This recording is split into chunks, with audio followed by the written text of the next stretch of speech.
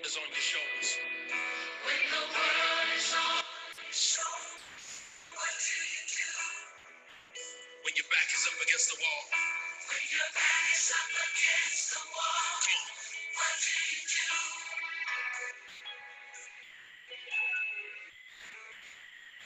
What do you do? What do? You hold on. You hold on. And keep the faith. Keep the faith. Tell somebody on your road. Say, keep the faith. Come on. Tell somebody, say, keep the faith. Good morning. This is the Sunday School Review for August 2nd, 2020, titled Faith and Wisdom. Scripture, James 1st chapter, verses 1 through 11.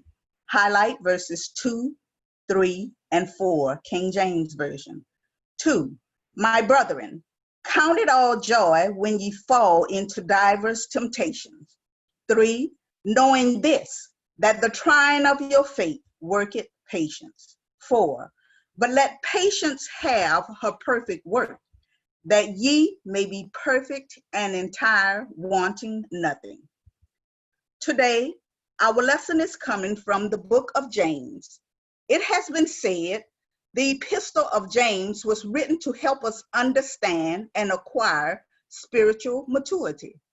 James uses the word perfect several times, a word that means mature, complete. By a perfect man, James did not mean a sinless man, but one who is mature, balanced, grown up. First, James cuts to the bottom line without messing around. James is not interested in hearing the professions of faith. As we read these scriptures, we will discover that these Jews were having some problems in their personal lives and in their church fellowship. Doesn't that sound a lot like our present day? 1, they were going through difficult testing. James is a very practical book. It cuts to the chase. It tells us to do this, but don't do this. It tells us true faith is a faith that works. We are told to be joyful when trials and temptations come. Why is this? Because we become stronger in the process. This life is not an easy path to walk. It is filled with all kinds of trials, like sickness and disease, accidents, disappointments, sufferings, and death. But there is a way to conquer and triumph in this life, no matter how severe the trial. And that is by having a spirit of joy and perseverance as we face each trial and temptation. James does not say if we face a test, but when we face a test. This is not an elective. It's a required course in the school of faith. We are not asked to pretend to be happy during the test, but to have a positive attitude of what the results will be. We are asked not to doubt what God can and will do. Do not doubt his ability, his ways, or his timing. True faith shows itself in practical godly living, which is so true for today. Number 1, true faith responds with joy when it faces testing. Number 2, true faith seeks God for wisdom in times of testing. Number 3, true faith perseveres under testing, not blaming God for temptations. The choice is, will I trust in God and his promises or not?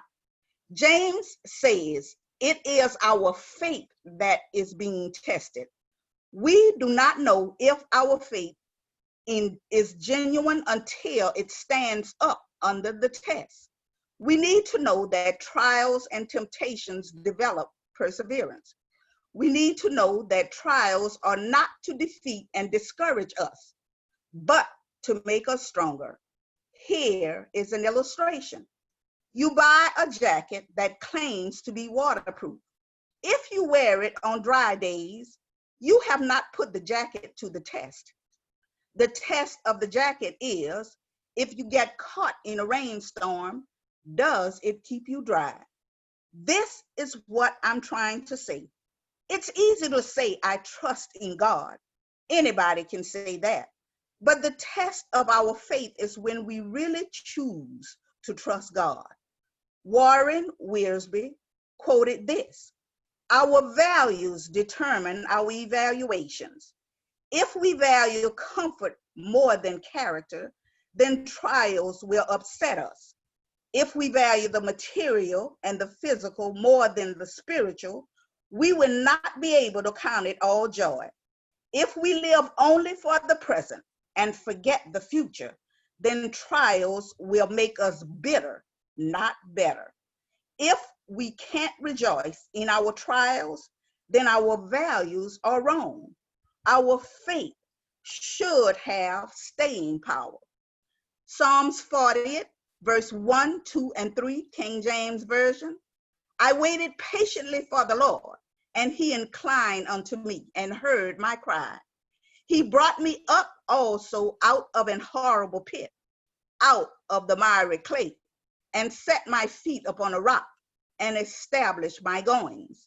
And he put a new song in my mouth, even praise unto our God.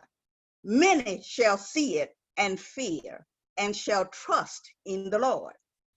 There's a poem, I think, that says it all, titled, Don't Quit. When things go wrong, as they sometimes will, when the road you're trudging seems all uphill, when the funds are low and the debts are high, and you want to smile, but you have to sigh, when care is pressing you down a bit, rest if you must, but don't you quit. Life is queer with its twists and turns, as every one of us sometimes learns. And many a failure turns about when we might have won had we stuck it out. Don't give up though the pace seems slow. You may succeed with another blow. Often the goal is nearer than it seems to a faint and faltering man. Often the struggler has given up when he might have captured the victor's cup. And he learned too late when the night slipped down how close he was to the golden crown. Success is failure turned inside out, the silver tint of the clouds of doubt. And you never can tell how close you are. It may be near when it seems so far. So stick to the fight when your heart is hit. It's when things seem worse that you must not quit. Remember, God is looking for someone to finish the test. So let's fix our eyes on Jesus until it is finished. Bye. See you next week when our lesson will be titled Hearing and Doing, from James, first chapter, verses 19 through 27.